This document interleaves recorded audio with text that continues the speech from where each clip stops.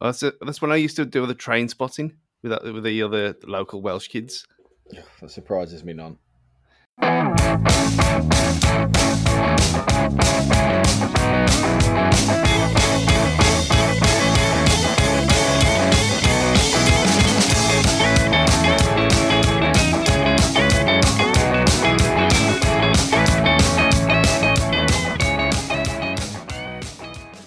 Hello and welcome to Cage Fighting, everyone.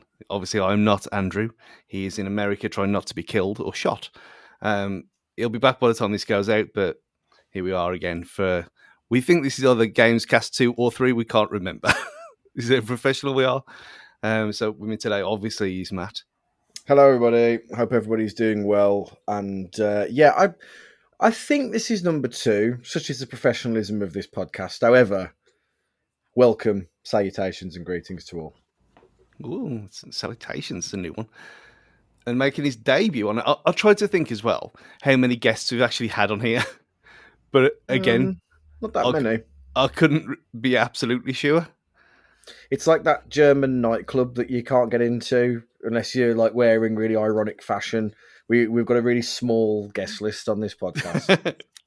it's an Where would this German nightclub be though? Because I have been in the beer keller in Blackpool, and no, it's like a legitimate like Berlin or Munich. They'll only let like 5 people in a night. Well, obviously not just 5 people a night, but you can't be wearing anything that's fashionable. You're not allowed to take any photos in there. It's one of these like clandestine places that you really try to go to. It's like a pilgrimage for nightclub folk. I'm quite intrigued now. I've never heard of this phenomenon before. It's screaming like Blade, the club from Blade. But yeah, so could be our 9th guest, could be our 7th. We don't really know. But yes, welcome, Jefoe. Introduce yourself, sir. Good evening. Ich bin ein Berliner. So, yeah, no, welcome to myself. Yeah. If people who don't know me, I'm Jefoe. I know these guys through Wolves Fancast, but I've been asked to come and talk about video games, which is my second love behind football. So, yeah, I'm sure we'll have a great time talking about gacha games later because that's my thing. Oh dear. I know. I think when we've just started talking about Berlin nightclubs, and this could go a very different way now. But first of all, we have to talk about the Vampire in the Room that me and Matt went to see. Completely. Well, I knew that you were going anyway, but I didn't tell you that I was going. We both went to see Renfield yesterday, and what an amazing experience that was. Well, started off, I nearly shit myself on the way in because some bald, looming 6-foot man approached me from the rear, and my wife was like literally reaching to pick up one of those seat boosters to whack around the head with it, not recognizing who you were. And then I literally nearly dropped my kegs, nearly came out the bottom of because it scared the life out of me. Thanks for that, Stu. I did try. For context, I just clicked in his face from behind and came up and give a little. But I did it left-handed, so it didn't make a sound and it didn't work. So I'm imagining you just saw some hand come across your face, and I was just like, "What the fuck's going on?" But I was like more worried about my lack of perception and periphery vision because I didn't see you coming from anywhere. You literally could have blindsided me. What you don't know is that we had popcorn in our hands, ready to launch it at your head, but I didn't want to hit you, good lady. So I didn't trust myself to do it. Well, glad we're not in America. You get the butter streaks down your forehead. Exactly. I know. Can you imagine? Yeah, that's what the real reason Andy's gone over there to New York this week. But there is, I mean, you can put the video out if you want, and it's almost like when Rocky's running up the Philadelphia steps. I've never seen such pace from a man running up cinema steps as Stu running up these steps. I thought it was almost a gazelle-like performance, Stu, which makes me think, we need to cancel that holiday so we can get you in the Fancast charity game. Well, I'm probably ironically fitter now than I was at the time when I knackered myself in 3 or 4 years ago, whenever it was the last time. When I tried to peak too soon and do my hamstring playing six-a-side. But yeah, I was actually quite impressed when you put that video in the group chat and how straight backed I was. Because when I spend most of the day either when on my hands and knees, I were. But then when I'm literally doing nothing else, I do feel like I'm slouching around and not sitting like some kind of 1950s office worker. But yeah, I was quite pleased with that video actually. Well, this would probably be the first question for a GamesCast is, do we all have the gaming hunchback? Because it's just the thing, isn't it? Everybody with phones, like a crane neck like this and a hunchback, and, you know, it's a scientific fact that you play 10% better when you leaned forward at the end of your settee. So, you know, it must be an epidemic in like young adults and kids these days of like a gaming hunch. Well, maybe we kind of evolve over time that we get like a spike going at the back of our necks. Like it's like a natural coat hook. Maybe that's where they can put the VR headset in the future, just to hang it there. But no, I don't sit on the sofa. I can't do it. I can't sit on sofas and play games. I have to sit in this. Well, if you go on the Fancast YouTube channel, you can see this lovely office chair of mine. I can't sit on sofas for that reason, because I have to lean forward. What about you, Jefoe? Do you sit in that chair to game that you're in now? Is that a proper gaming chair? Yeah, I'm not sponsored, but yeah, my Secret Lab chair is my saving grace. I've got to the point now, like, you know, I hit my late 20s and I was like, I probably need an ergonomic chair, something with a bit of lumbar support. You know, these long gaming sessions just taking its toll on me now. So yeah, no, I've evolved, or yeah, we're staying on an evolution standpoint again, but evolved away from the sofa and into the gaming chair, which is I sit on the floor, so I'm doing. You must be doing horrendous things to my back. Primordially reverting. I literally because I sit on the floor and then I've got the settee is just my backrest because I just want to be that bit closer to the telly. Is that like a kind of like a throwback to sitting on beanbags as a kid, though, when the controllers were plugged in? I think it might be some kind. Yeah, I think there's some kind of unconscious regression going on here. It's just my comfortable place. It's where I watch TV, and also if I'm in the house on my own and I'm watching TV, I'll sit on the floor because then I'll put my arm. It's not like I'm sat cross-legged in the middle of an empty living room. I'll sit with my back to the settee, and then my right arm will be perched on the poof that's on the side, and then so I'll kind of be like either playing like that or sitting like that, scrolling and such. It sounds very like assembly at 9 a.m. kind of job. Those Catholic schools will do that to you. I think every school had kids sitting on the floor. Surely, I mean, mine was not. Mine was just a normal school. It wasn't church affiliated, and we still had to sit on the floor. You get wake your way up and end up sitting on the bench when you're in like year 11, thinking you're the greatest sliced bread. I wonder if they do that in other. I'm sure they're not. They surely wouldn't do that in other countries. Really, just here in our weird little ways. Well, when you think about it, like think about how cultish it sounds that you've got kids from 5 all the way up to I don't know what age kids come out of primary school, like belting hymns out like a mad cult. Like when you just think about how weird that is, then and they're all sat on the floor. It's just I don't know, there's something strange about it. We accept it willingly. Singing "Kumbaya" cross-legged. Yeah, exactly, and belting out hymn bangers. That makes me feel weird now. I'm sitting cross-legged. There is the kind of nostalgia though around Christmas time when the old Christmas playlist on and a little donkey comes on, because I used to love the Christmas assembly when we were sitting there singing Little Donkey and stuff like that. It was amazing. But obviously you can't do that in adult life. You get looked at strange. Christ, if I try and go cross-legged now, I need a contortionist to get me out. I don't think when the last time I went cross-legged. It's no. Is it? That's for another time. Anyway, Renfield. Superb.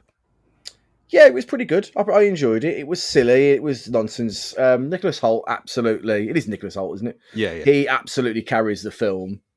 Nick Cage doesn't appear that much in it, really. But I loved it. I thought it was really good. Funny, silly, gory. It was more sweary than I thought it was going to be, which was a good thing as well. I liked it. I think people should. It's just a weird time of year for it to be out, isn't it? Like around just after Easter. Like you'd think that this would have been a round Halloween type film, but no, just smack bang in the middle of April. Why not? Well, you do wonder though if this is going to be perfect timing for video on demand and streaming and stuff around that time of year, around Halloween. Because if you look at it, releasing a film as odd as this at any time really, especially in America with the weird COVID stuff still in some cinemas, other than the big films like obviously Mario. But yeah, I don't think it's a coincidence that I'm guessing that we'll more than likely talk about it and do a proper picture pod on it when everyone can see it at home, like we normally do, since Andy's not here to tell us what we have to do as our Lord and Saviour. But your history with Nicolas Cage and Jefoe, since we are, that is the main essence of this podcast most of the time. Top Cage films for you? As you know, I'm not really a film fanatic, so I don't really know a lot about Nicolas Cage. Is he Ghost Rider? That's the first thing that comes to my head. Let's go with that. That more than counts. There we go. That's it. We'll go with Ghost Rider. My pro tip to you, Jefoe, is don't set yourself a challenge where you have to watch every single Nick Cage film. Because 3 years later, you're no closer to finishing it than when you started. So. How many are there now? He's doing at least 5 a year. I'm sure that in some points, because we end up doing different kind of shows and different things, he's released more films than we've done picture pods. So we're falling further behind. So according to the filmography, pardon me, actor. According to this, is 107 results. And bear in mind, we did for a few months at the start do 2 films in one as well. And we're still nowhere near close enough. But we're not talking about Nicolas Cage this week. Well, you could say for good reasons, because Jefoe would have no context at all for being here. We are talking about games, and this time, multiplayer games. And I don't really know why this came to me. I think it might have been because of watching the Mario movie and the section with Mario Kart in there. And obviously, I'm guessing that's kind of mentioned it's mentioning for me already, but it'll chart quite highly, I think, in this discussion as we go along.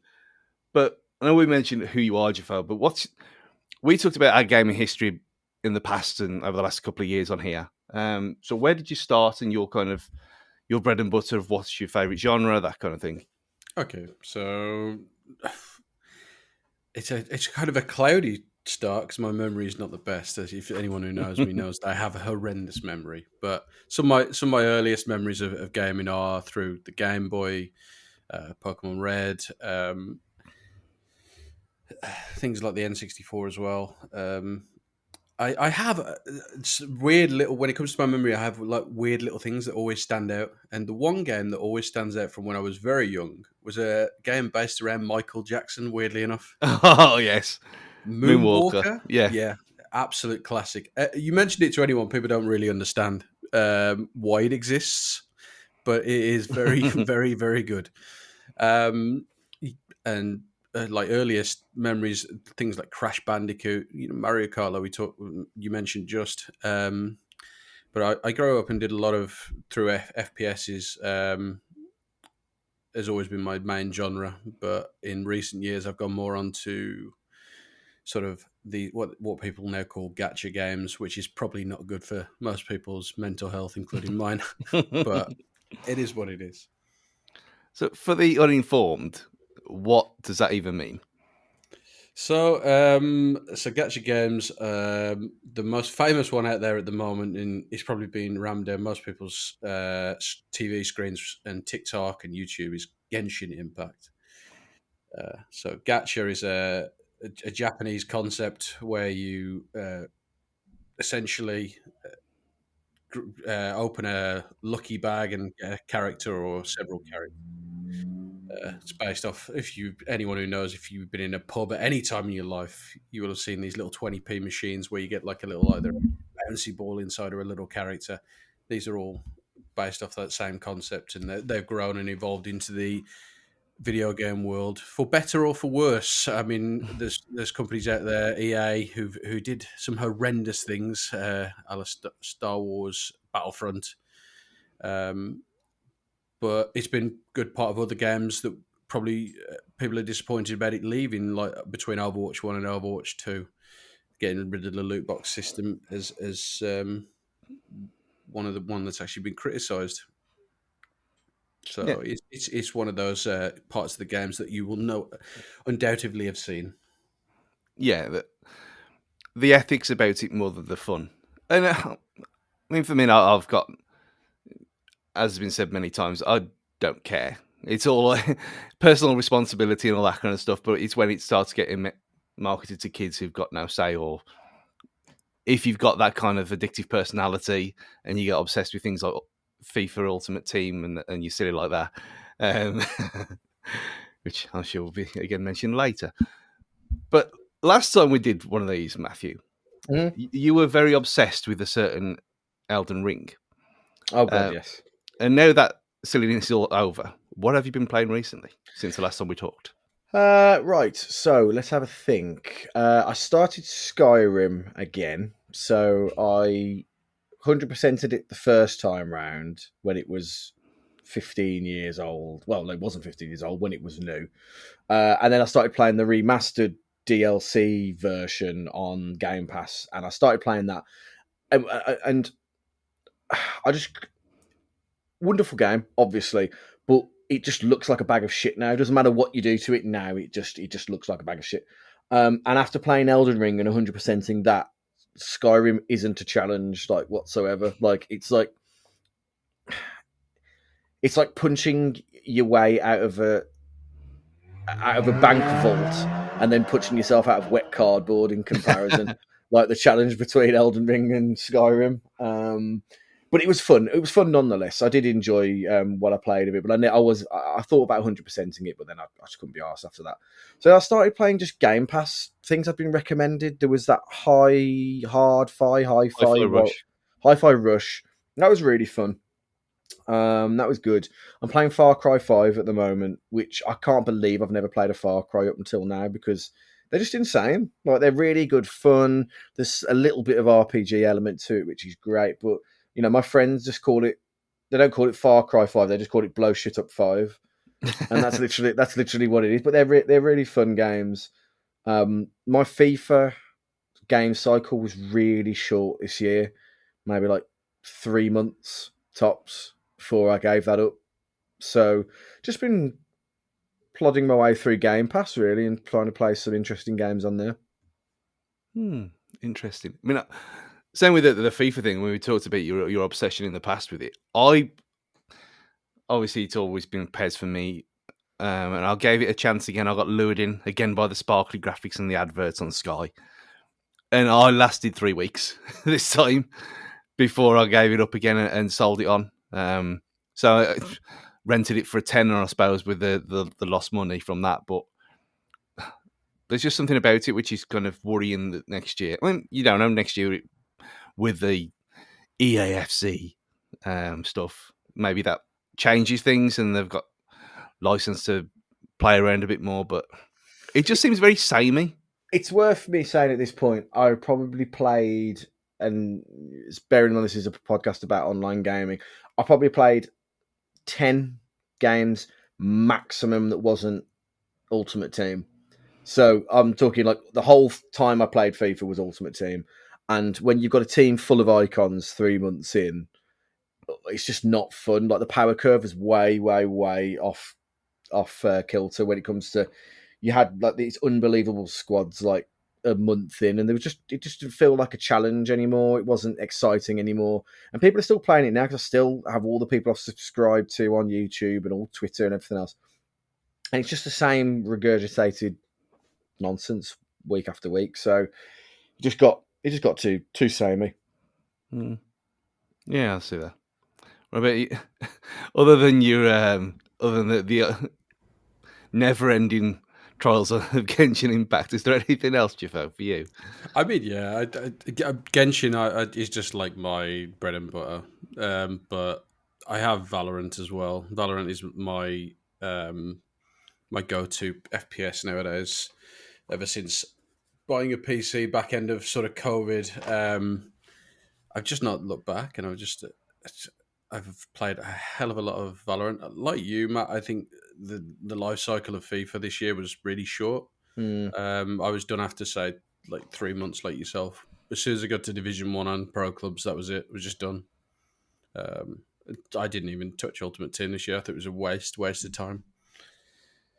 But no, I'm ranked. I've come back to Valorant ranked recently, which is probably the worst thing that you can do to yourself as a person. You must really have to hate yourself to play Valorant, let alone play comp on there.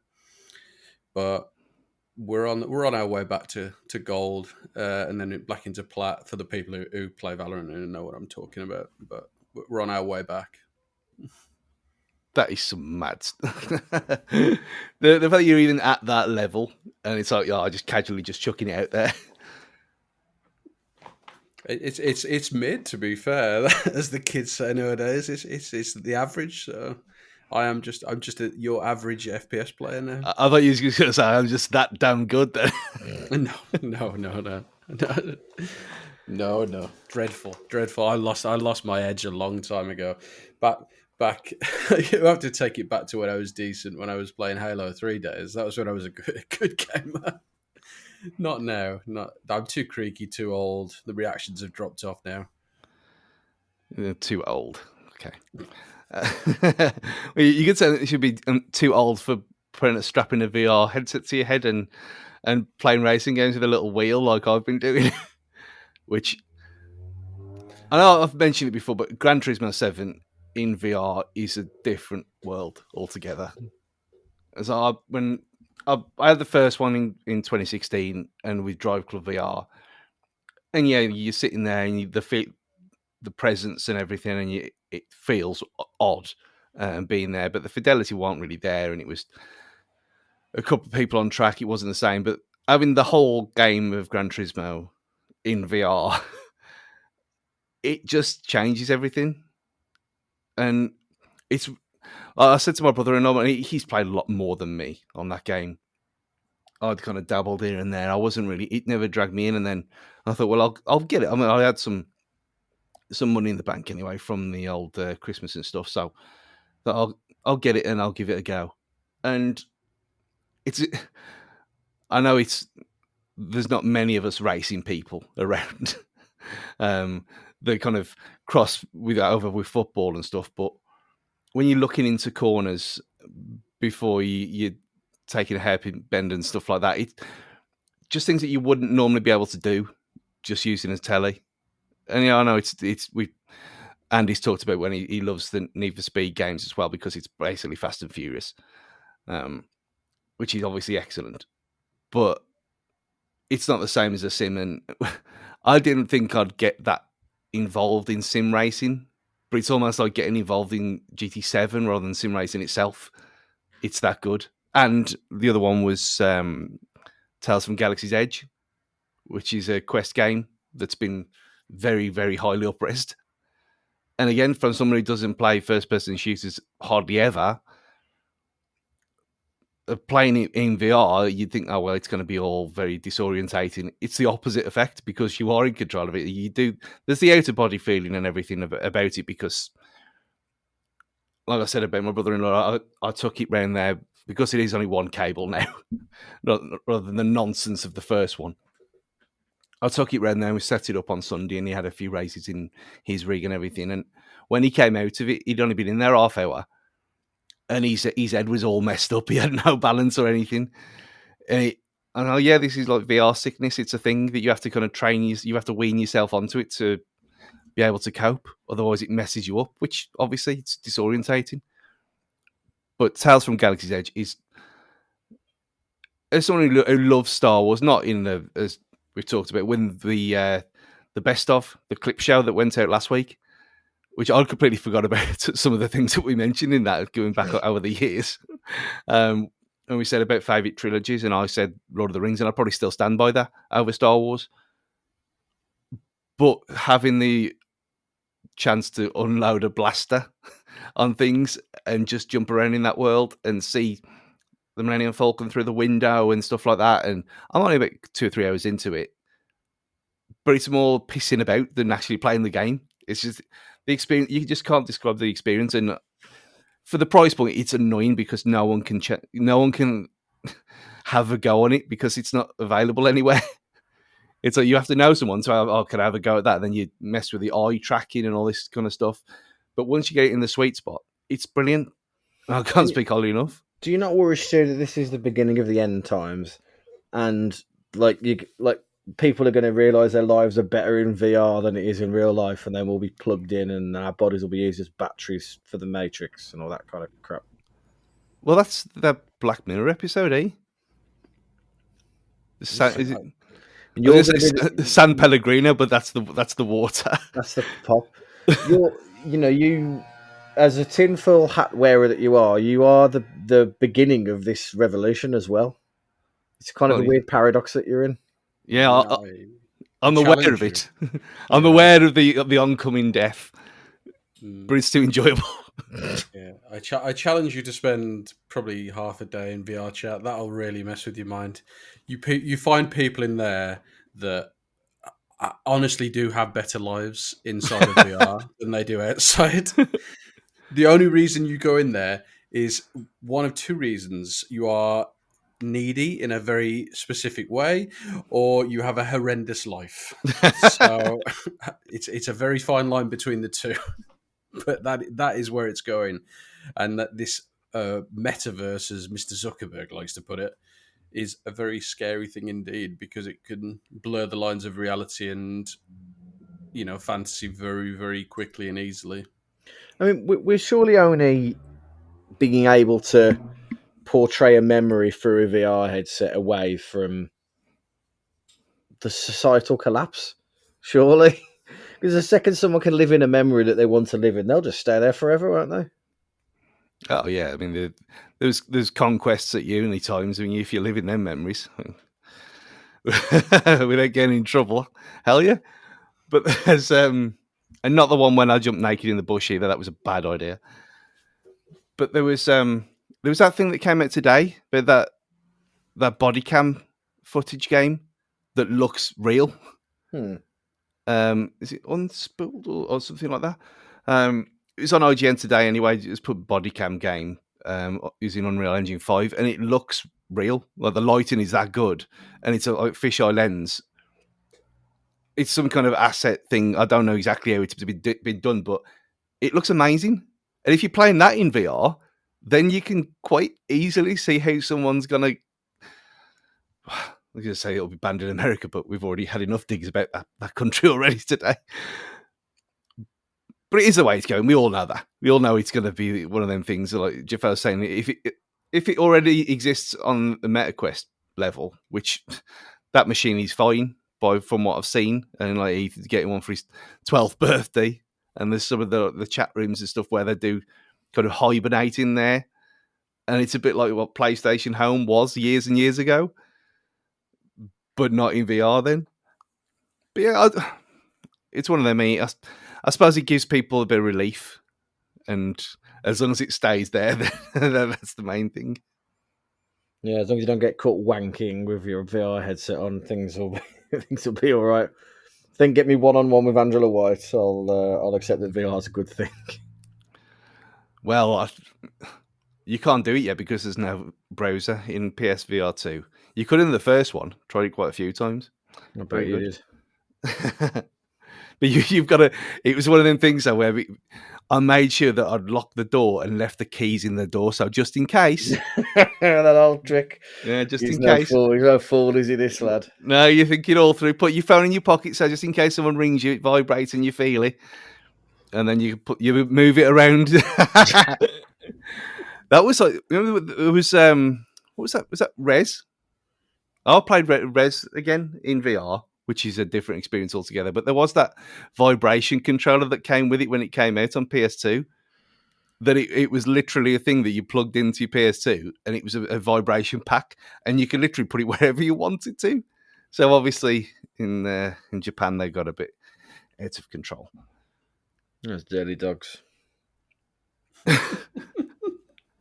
But since we've already talked a little bit about online gaming, but if you go rewind, if you go back to the start, what was the first? I know you mentioned it. We'll go to you first, Jefoe. What was your first multiplayer memory in terms of like couch co-op? I suppose they call it in America, but or local multiplayer here. Yeah, I was having a good think about this before we come on. And two games really spring to mind. Crash Team Racing was one of my first real deep dives. I love that game. Excellent. And there was a WWE game, which I can't quite remember what it was, but I reckon it was a SmackDown game. And I think it's the one where you could get on top of the cage and then powerbomb through it, a la Mankind Undertaker. Here Comes the Pain. Might have been. Yeah, Just Bring It, I think, was before that as well, around that time. That was a good one. But yeah, between those, I was in my WWE prime at that time of really enjoying that product. So between that and Crash Team Racing, I used to spend a lot of hours playing video games, probably too much for my parents to handle. But it was an enjoyable time and got a lot of good memories from it as well. So it was worth it. Did you play the new Crash Team Racing?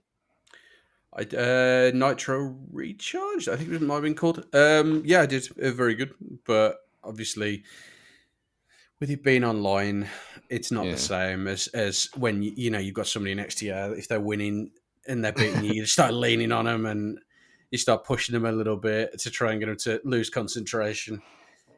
Without that sort of personal aspect, I think it's not the same game as the original. No, not at all. I've never even considered playing it with.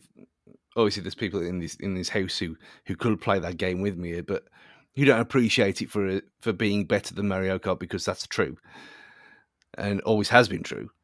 The Crash Team Racing was massively underrated until it came back, and it's probably harder now than it used to be. Other that, or like you said earlier, Jefoe, that we're just old and shit now. We've got no reflexes.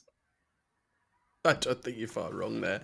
I think we just want to relive our glory days, but it's there's an impossibility now. The body's not no longer willing, but the mind is able, or however it goes. The saying. Do you have any idea what we're talking about with Crash Team Racing, Matt? Because you look baffled. I never played Crash Team Racing, but I had Mario Kart on the 64. And then I also had where that series peaked on Double Dash. And I think Double Dash is probably one of the earliest memories I've got of kind of, it's not LAN gaming, but it's, localized home gaming. Because when I had my 64 and I had World Cup 98, I never really played that with my little brother or anything like that. It wasn't until we had the GameCube, really, that we started having kind of friends play. Though I say that, like, I didn't have Pokemon Blue and my next door neighbor had Pokemon Red with a link cable, which, like, when you think about how long ago that was, that technology just blows my mind that we had that then. Yeah, that you could link games together by this cable and trade things across games. It just blew my mind at the time, and it kind of still does now, really. That back then we had the technology to do that. What was going to be like 20 years ago or something, or even way longer than that. Longer than that. Yeah, 98. Like yeah, exactly. Like 25 years ago or so, or just a little bit less, 23 years ago. But yeah, I think the GameCube was the real starting point for me with multiplayer games. Double Dash and Mario Party and There was a really random UEFA game that came out. Striker. There was a Champions League game Yeah. where there was like a Champions League story mode, and it was brilliant. And me and my brother would play that loads, and then we played FIFA Street was on that as well. So those were the kind of when we started, and then when you get into the realms of the PS2, and you bought that little pack that went on the back of it to put it online. That changed everything. Then, Did you ever have a? So you mentioned PS2. Did you ever have a multi-tap? remind me of that? Isn't that the thing I'm talking about? No. Oh no, hold on. Am I talking about the Xbox thing that you plug in the back? No, the be. PS2 had one as well, the network adapter, because I had mine.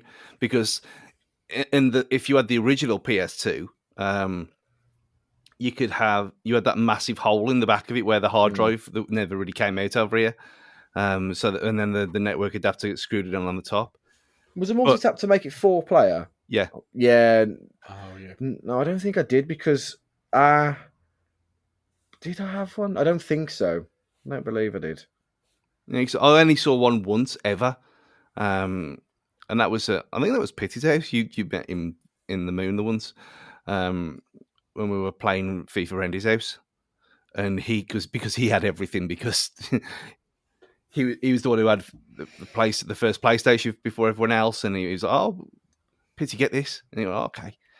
So he got this multi-tap, and he'd probably use a handful of times. It could be one of them weird things, but like you said, having link cables even back then. But when you think about it, remember when in the early, just before the iPhone came out, when you used to be able to Bluetooth things to each other? And like touch phones, you could transfer files between each other's just by tapping your phones together. Like that, even that doesn't happen anymore. So you can go back even further than that when we used to send ringtones to each other via, was it radio frequency? Yeah, The or little infrared. The little infrared thing on the the Nokia 3310 days. Yeah, no, you're really going back now. When you used to have them little drawings in the back of the magazines that you could send off to have on the top of your screen. Yeah, I remember a mate of mine on the way back from a night out when we were in Walkabout spending like a $5 to get an Eminem ringtone. It was awful. It was really bad. Those were the days. And if you got a ringtone now, everyone just looks at you like you're weird. You know what though? Remember there was a period in gaming where all the rage was about getting your own music onto the game. I think it was the 360 that pioneered this. It was really hot on making it so you could like rip music and then have it like stored, and then you could have it as like your wrestler's entry music or your goal music when you scored and stuff like that. But it was a really like quick in and out phenomenon. I don't even think you could do it on your Series X now if you wanted to. No, I don't think you can. I don't think it would. If a CD would even work on a Series X, because I know it down on PS5, you can't read it. No, you can't read it. What shambles? See, it's. I want to have to try. Actually, what CD have I got lying? Well, actually, I know exactly what CD I've got lying around here, which is kind of on brand, really. But it's Chris Kamara's Christmas album. Of course, it is. What else? Here's to Christmas by Chris Kamara from last year. Yeah. There was other things though before then. There was one on the original PlayStation where you could put. It was a game called Vib Ribbon, and you could put your music CD in, and it was basically just this black screen with a white line across the middle and a little character, like stick character, and it changed the level depending on what type of music you put in. Oh, that's clever. And that was back in the mid-90s when that kind of stuff happened. So it has been around a while, but custom playlists, I'm sure that was on the first Xbox because you couldn't do it on PS2. Well, could you? No, I don't think you could. I know it was on the 360 because I always had Dead in Hollywood by Murder Dolls as my goal music whenever I scored on a FIFA. So it was around that time. The closest we came to custom soundtracks was actually one of mine. When we went through a period of time where I'd play my brother on Pro Evo So you're talking probably it was definitely PS2 days.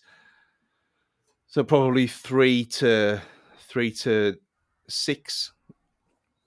I suppose the 4 and maybe the ones afterwards. There's a 3 or 4 year spell where on a Friday night, if you don't go down the pub at the age of 14, we I'd stay in and we'd play Pro Evo for a good hour and a half. And I had this thing on my laptop. I had a PowerPoint thing set up, like with the scores over the weeks of how many games I'd beaten him by. Which inevitably it would be me beating him. Yeah, he's 3 years younger, but it's not my fault he's 3 years younger, is he? So we'd play, but then when he started getting good at it and he started challenging me, I thought I've got to up my game a bit here. And so I started playing music at the same time as playing games, and it started getting weirder and weirder. Like ABBA Gold was on, and we were playing 1 week, and then it went to things like Steps Gold and things like that, and anything to distract him. But that's kind of bleeds into what we were talking about at the music cast of the last time about obscure things that we love, and a lot of that came from then. And it was a way of me beating him at all costs, because we'd gone through the whole GoldenEye era where he had an N64. It was his machine, so he was better than me. And again, first person games, he always has been. So it's not my bag really. But we go when you go back to the first Mario Kart on the SNES, and we had 2 controllers, and we never used to play the races. We used to play battle mode. Again, just because of the thing of beating each other, and that 3 year difference. And when I got the Super Nintendo Mini Classic, whatever it's called, the little one, that was the first thing I played. And I thought, well, I'm gonna have to play battle mode again, and it was pitch perfect, and it was something I'd completely forgot about, that I hadn't thought about playing that game with him for probably the best part of 25 years.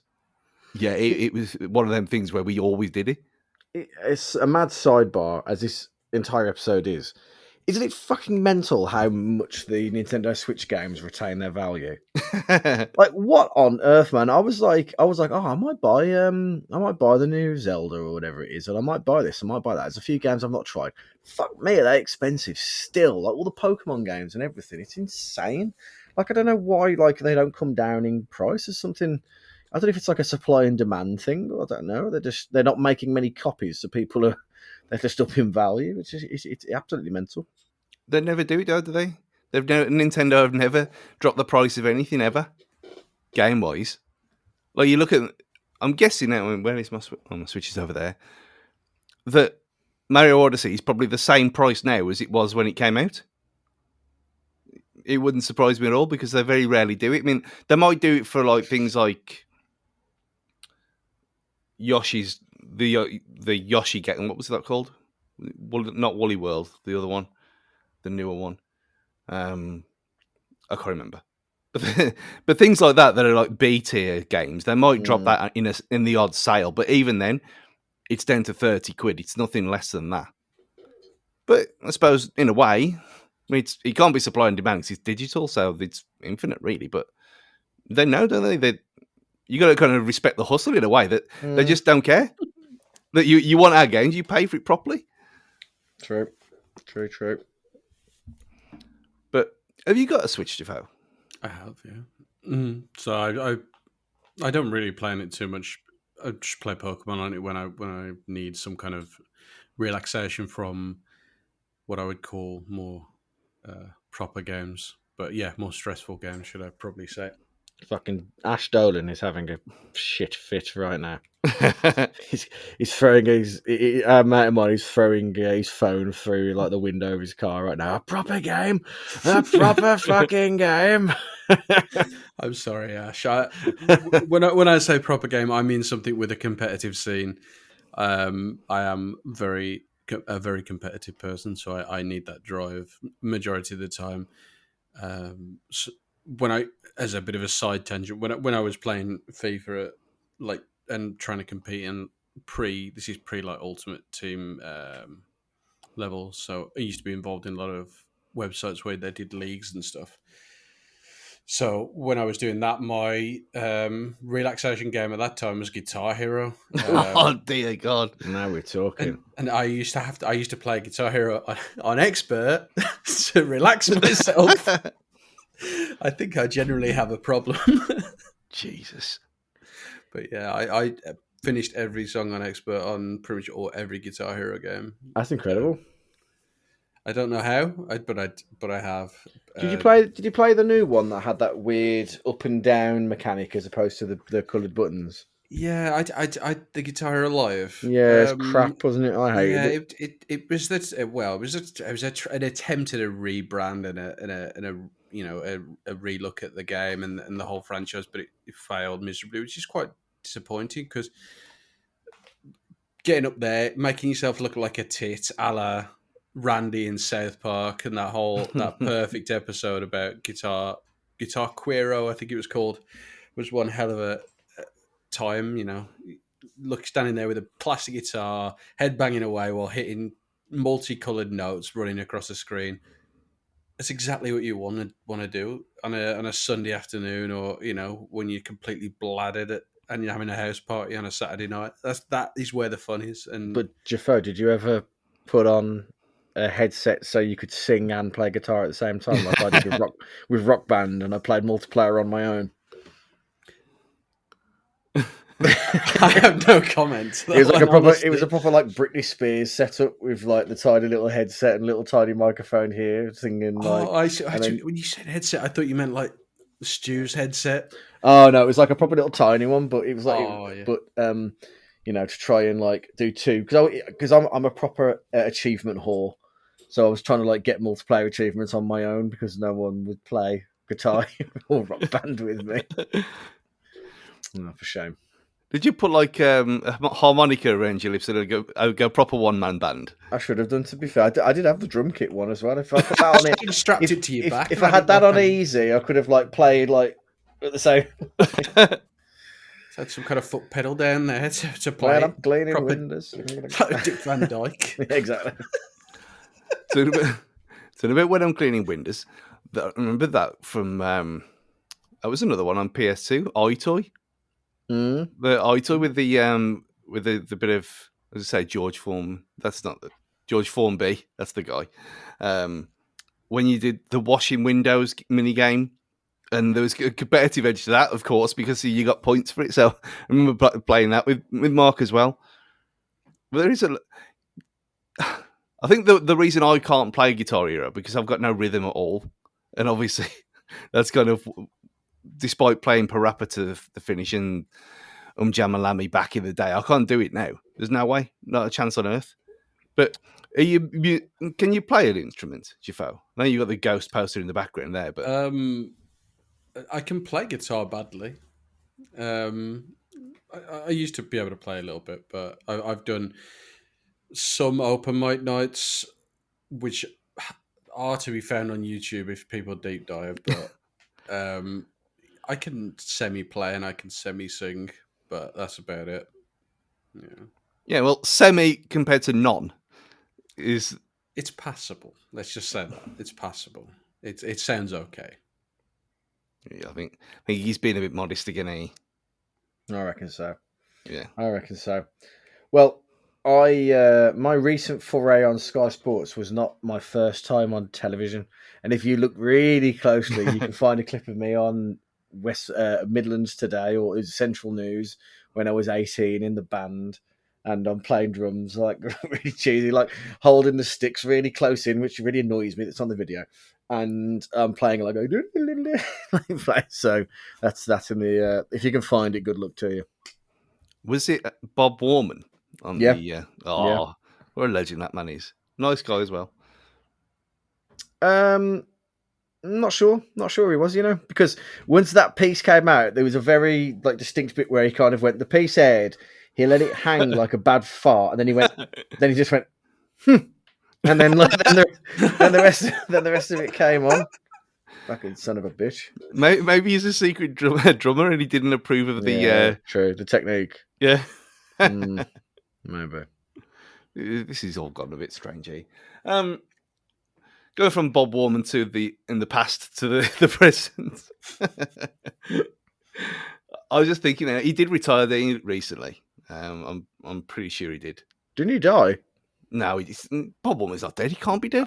I'm thinking of the other one. Nick, what's his name?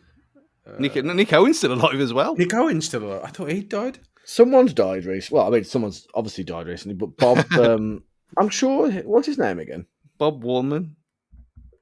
He can't be dead. Bob Warman. Anyone outside of the Midlands has no idea what we're talking about again.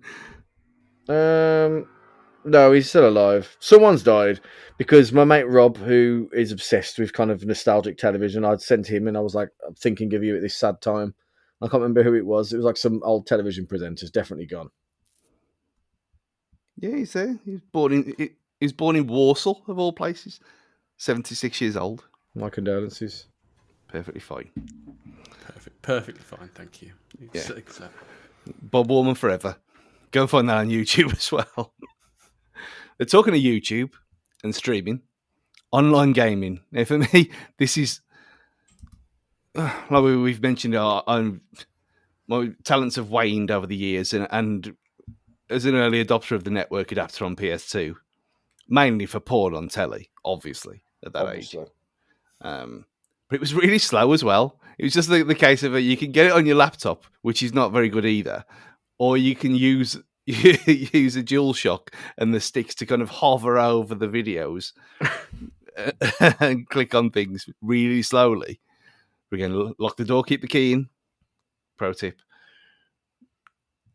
But it was always playing FIFA because Pro Evo Online was terrible. Always has been.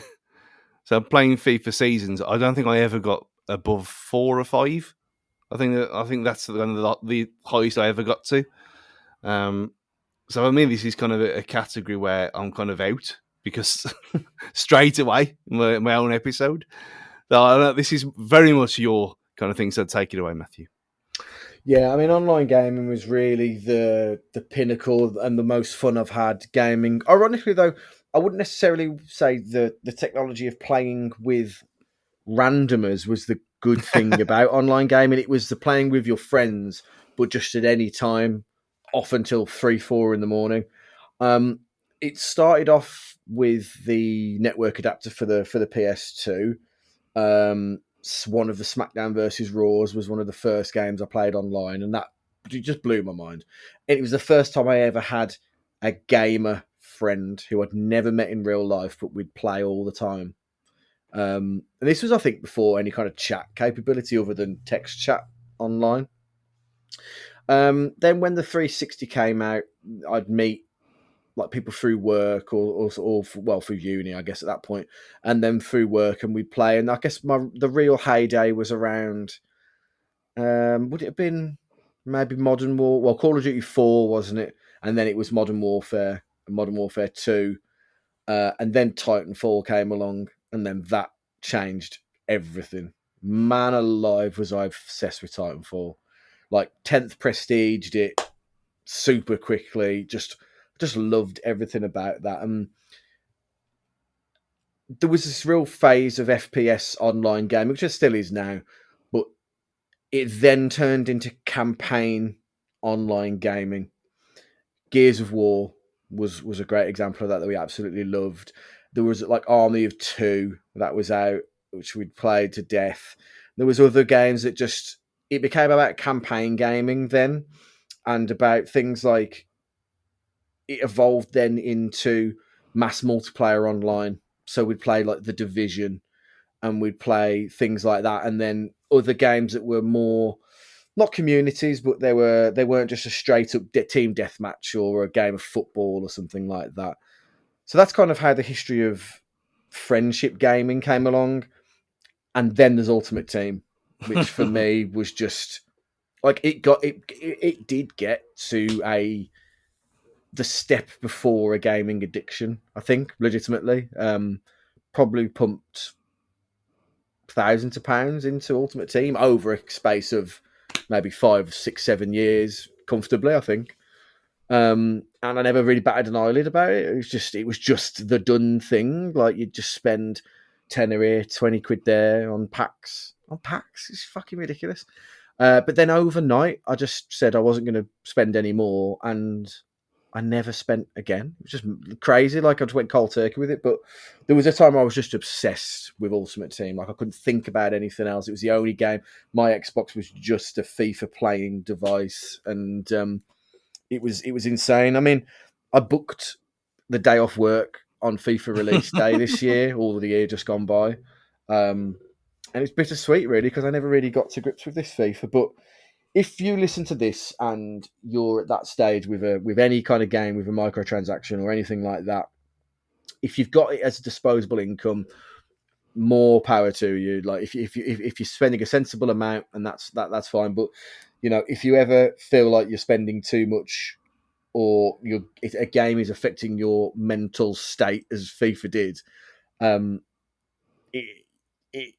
there is no shame in treating it like any other addiction, because it can have that impact on you. It can affect you socially and mentally. I don't use this to get into a really gloomy subject or anything like that, but yeah, that's the history of my kind of online gaming career. 400 quid last season that you spent on it before you went cold turkey. It would have been the year before.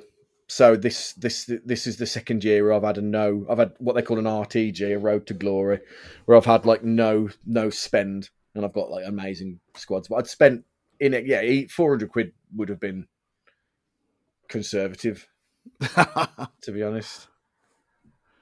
It's mad. I mean, that kind of the packs thing. I mean, I kind of got drawn into that a bit when Rocket League came out, because obviously it was a PlayStation Plus exclusive for years before it came, and on PC, of course, but before it came on Xbox, and obviously that's how they made the money. So like a little livery here and something like that, and things that didn't really matter. I mean, I was never that bad, but I must have still put about 50, 60 quid into it, buying stuff that didn't even matter. And I was pretty good. I mean, to the extent where on Rocket League, I was playing it on remote play on my Vita in Newcastle services.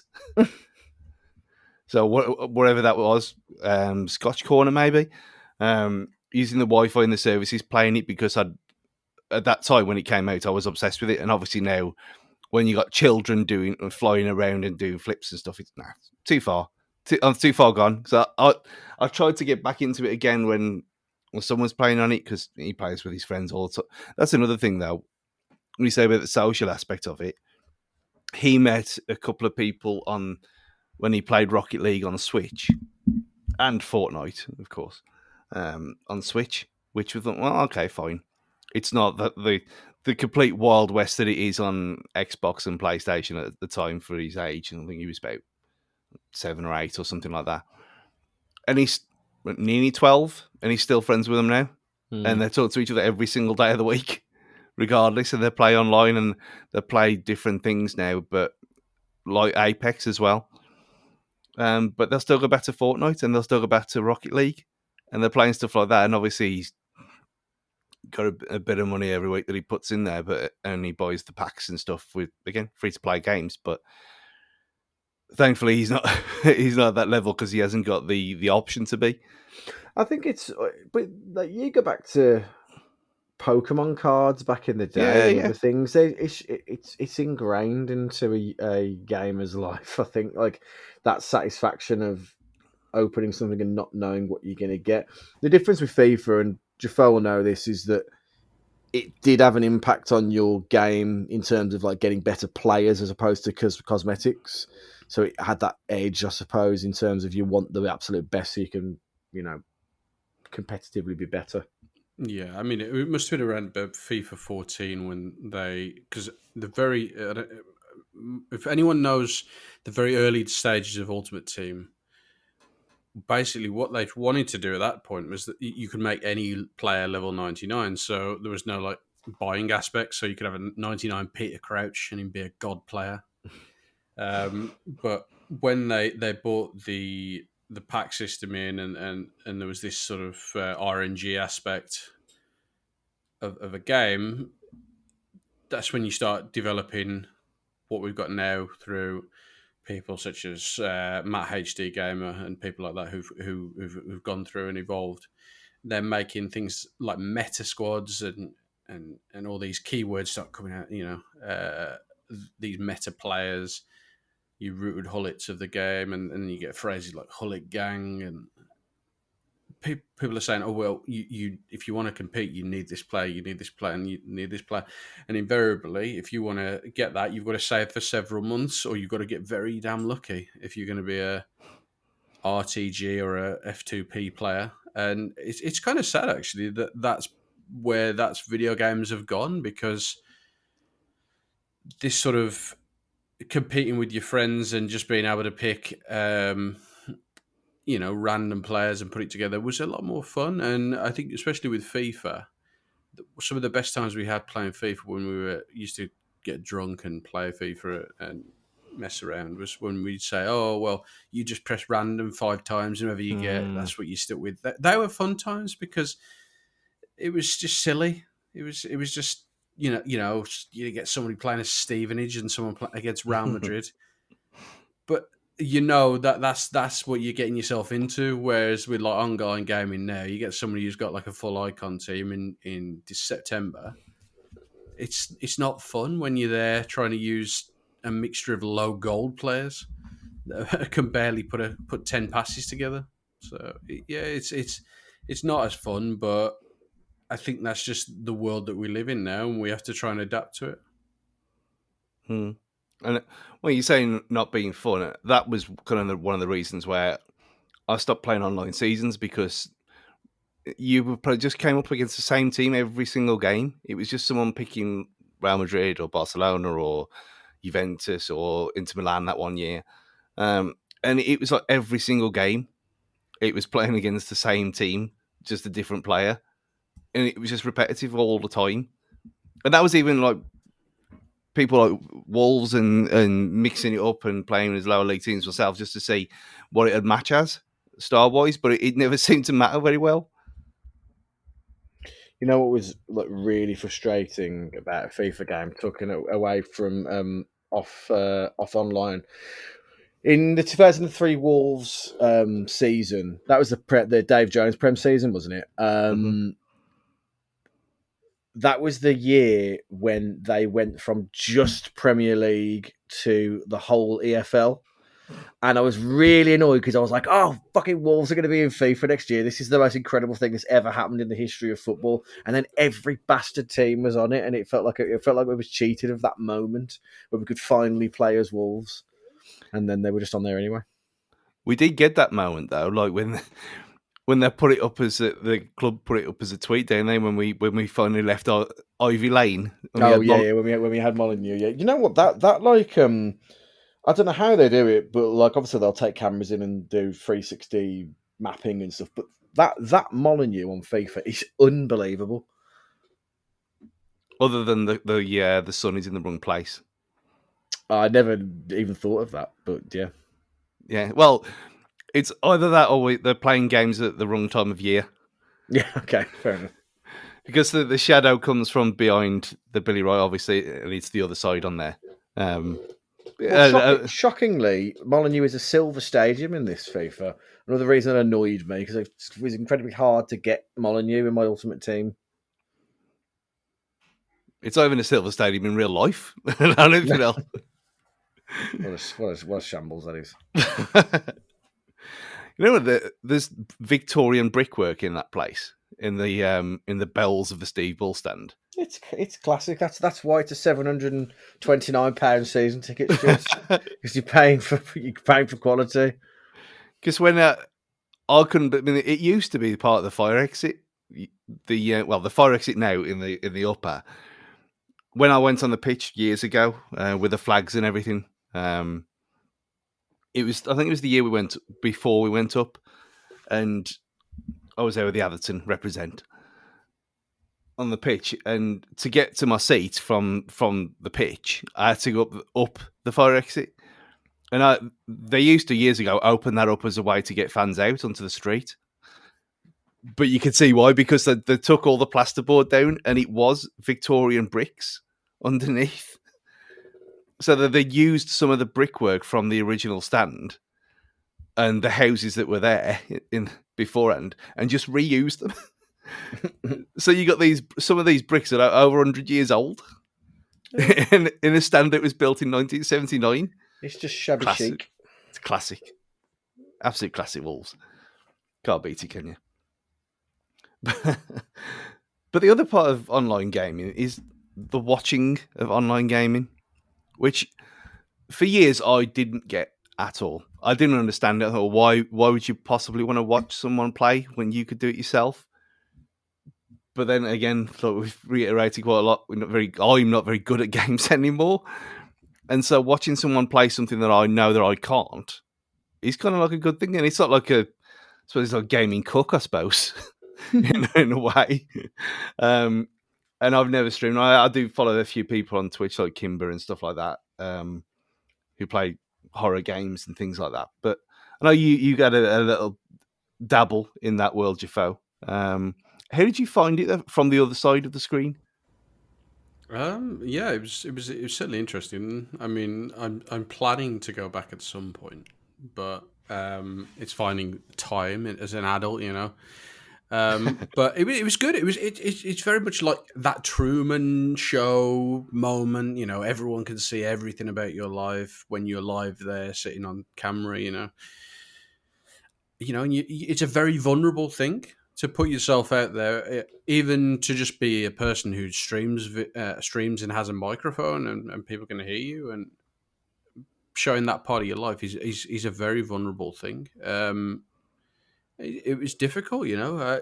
I was doing it through COVID times, which was for many people like myself was a very vulnerable time for myself. You know, I was going through a lot of struggles, and I felt it draining to do streaming a lot of the time, but it was a coping mechanism, you know, to go out there and to socialize and to have people, because you couldn't see people as regularly as it was, and it was a good thing because it allowed me to to meet new people and to grow and to keep that sort of normality almost. But yeah, Twitch is a great place to do things. You know, you've got YouTube now. Mixer sadly is no longer with us, but we got Kick as a platform that's growing all the time. So it's something that if people want to do it, go out there, do it.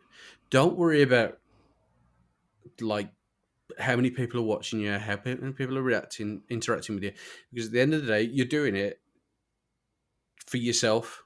And go out there, enjoy it, play your video game, because that's all you'd be doing anyway. You'd be playing your FIFA, or your Halo, or Valorant, whatever video games that you play. You'd be doing that anyway. So just go out there, just be yourself, and enjoy it, because that's what it's all about. And that's why these guys who've grown to be the top of it, through the times of PewDiePie, XQC, loads of different people who've done amazing things through streaming. They're invariably the ones who've risen to the top are the ones who act like themselves. So just remember that you don't need to be a character. Okay, you can embellish yourself a little bit, but you don't need to be a character to have fun and enjoy yourself and put yourself out there and create content. And that's the main thing is, if you want to be a content creator and you want to be involved in that side of the thing, is just to have fun with it and to focus on the things that you enjoy about the video games and you find funny, or and share it on, because that's what social media is all about, is taking these funny memes or these funny moments and bringing happiness to other people. Very well said. Well said, mate. What about you, Matty? What is your? I don't think we've ever talked about this before. What is your history with Twitch and stuff like that? Do you watch people playing? No, I've never watched. I mean, friends I have, but just because we want to do a pack haul on FIFA, maybe, but never like watching them play for hours on end and like being in a Discord chat or anything like that. My only experience with watching game is maybe YouTube clips, not like live, but watching pack openings on FIFA or watching people with gameplay footage of games as a review or something like that, which I suppose is the early inception of that kind of stuff. But I mean, there's only so many hours in the day, really, and I I struggle to find time to watch films, much less time to watch people play games that I could be playing. But I think this is an age thing. I think this is perhaps because I think a lot of people, whilst watching the game itself is entertaining, I think a lot of people enjoy the social element of the chat, the Discord chat, and everything like that. That's a huge part of that world. And I was in message rooms when I was like 12. Like that part of my life's over. Do you know what I mean? Like I don't do like, oh, I'm not on Omegle or whatever it's called and anything like that. So yeah, that it doesn't really interest me, but I can see why people really enjoy it because there's a social aspect to it as well. The excitement of being on the old MSN days. Oh, mate, they were the best. They were the fucking best. When you used to have that plugin that would display what you were listening to, and like it was very much a flex to be listening to like your music on there. And my display name was always uppercase, lowercase, uppercase, lowercase, uppercase, lowercase. Yeah. Like whatever the words were on it, and it was just a mess. But yeah, it was the best one. I loved it. A lot of people, like some people, you couldn't even see the name because they had so many characters at the start of it. And you just had to kind of remember who they were. Yeah, exactly. Those were the days. Those were the days, my friend. Excellent. I didn't, like I said before, I didn't really think we'd go this long on this subject. But as is always the case with us, it goes where it goes. I think they're talking about the personalities on Twitch. I mean, I did a time when, obviously, I subscribed to Last Stand Media. I've said that before. I'm a patron of theirs. And amazingly, they've got over nearly 13,000 now on Patreon. But Colin did do a thing there where he was literally Twitch streaming himself, cleaning G.I. Joe figures. And it was all about the chat then. He was, like Jefoe said, he was doing something anyway. So he just started streaming it he just put a camera there. He knew people had tuned in, and I think there was like 700 or 800 people watching a grown man in his 30s clean toys from the 80s. But it was very much more a case of it's the community that had been kind of forged over years of Podcast Beyond on IGN and stuff like that had tuned in together to watch that kind of thing. And just stuff like that, the personalities that have come out of it, like you mentioned, Jefoe, like PewDiePie, he's what he is. They're not my kind of thing, but it goes back to what Matt was saying about the age, I think. But again, it does prove that gaming is for everyone, and that's the main thing. Yeah, I mean, the platform of Twitch probably hasn't changed as much as YouTube. YouTube has seen the most, like almost like ages of YouTube within such a short period of time. You know, we had the early days where we'd have funny clips and almost like Vine-esque era of YouTube, and then went to the reaction era where we get a lot of these YouTubers who have fallen off now, who used to do a lot of like the reactionary videos. Up to now, people making their own content. You know, you've got people who've come out of like the last sort of 5 or 10 years, a la the Sidemen, you know, all these different groups who are now producing their own content. And it being a platform for new and ideas to be almost pilot tested. So you have things that have come out of YouTube and ended up on television. You know, several sort of Australian comedy pieces have ended up going onto YouTube. From YouTube onto television, which is incredible, really, and it's now almost this litmus test for media, especially with people who've got short, as we've gone into the modern age, and people who've got shorter attention spans, to say, okay, well, actually, this would work on television, or this would work as a movie. I mean, the biggest example I can think of it right now is that Bert Kreischer, when he did the Machine story back on YouTube, and it went big on YouTube probably 7-8 years ago, is now having a whole motion picture, a whole film being made about one comic stand-up series story that went big on YouTube 10 years ago. There's a whole film being made about it. So it's crazy how the platform has evolved, and it will continue to change. I never heard anything about any of that stuff. I'd say it blows my mind, but it really doesn't, because you can really get content from anything at all, and it's the glory of the internet, I suppose, more than anything else. But like we've said, you've got things like the Gran Turismo film, which is coming out this year, which is based on a true story of a guy who played Gran Turismo a lot and then got a seat in a real life racing league. You think things like that would never have happened, even 5 years ago, let alone recently. And then that's turned into a film, and then the whole thing snowballs. And I know we've teased it as well, but something like the Mario movie making as much money as it has done and being as absolutely perfect as it is, and I haven't watched it again yet because I don't really want. I've said this before. It's so good though, and I want to kind of let it breathe a little bit before I go and watch it. Watch it again, maybe like the week before the inevitable second one comes out. But I love that film so much. Yeah, it was brilliant. To be fair, I'm looking forward to. I'll watch it when it comes on the streams that shall not be named. But I'll watch it again then, because I'm going on a stag do tomorrow, so it would like it to be on there for when I'm really hungover on Sunday. So it would be ideal if it was there then, but I don't think it will. Yeah. Funny you mentioned it. I watched it for the first time yesterday, and what hell of a film! It was perfect, absolutely perfect. And I watched it with some people who'd already seen it, so it was one of those. Weirdly enough, through a Discord community I'm part of, so yeah, that shows I may be a little bit younger than you two guys, but You're I'm clinging on to my youth. ingrained in the Discord. I am. I'll just start coming out with random phrases like F in the chat and stuff like that. Just trying to make myself seem younger. No, but yeah, I mean, to talk about the Super Mario film, absolutely fantastic. I thought they got the casting just perfect from what I could see.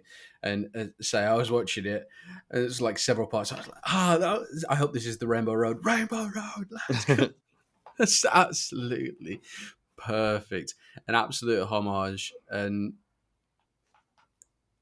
to take that and to take what is such an iconic IP and to turn it into that is doing absolute justice to everything that's been achieved with that game through the years. They should be really proud of themselves for what they've done. Yeah, it's amazing, and a nice little hint to Double Dash as well when he jumps on the back of the car on Rainbow Road. Yeah, hopefully, well, I don't know from a studio point of view if it ever will work, but we've got a live action Sonic film. We've got an animated Mario film. Isn't like Super Smash Bros. On the slate? It's going to have to be now. I mean, if this is done so well, and I thought it would do well, but I didn't think it would at these levels. The money that it'll hit over 2 billion in the space of 3 weeks. It's just insane. It is. Its Avatar levels are good, but they're gonna have to, ain't they?